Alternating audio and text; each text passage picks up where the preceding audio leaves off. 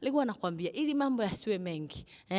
Muda huna, maana umeshasema wewe ni Mchaga. Mimi naogopa Wachaga, naheshimu Wachaga mimi jamani. Kwenye swala la muda na money ni vitu ambavyo wanaangalia. Ni nani ambao unaona kabisa huyu hawezi kuwa type yako?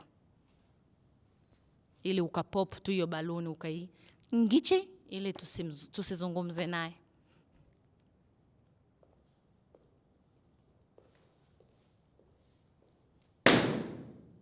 Nini ambacho hakija kufurahisha hapa? Cha kwanza, hiyo ni rangi yako kabisa. Kama Mwarabu koko hivi. Sijavutiwa na rangi. Rangi yake kama sio yake. Yeah. Tumepigwa. Unamaanisha nini bwana? Wao ni wale wa nani? Africast 25. The thing ni kwamba nilikupenda. Ila maneno uloongea wewe si ufai kuwa mke. Actually mimi ni binadamu, Mwenyezi Mungu hajaumba mtu mbaya, narudia.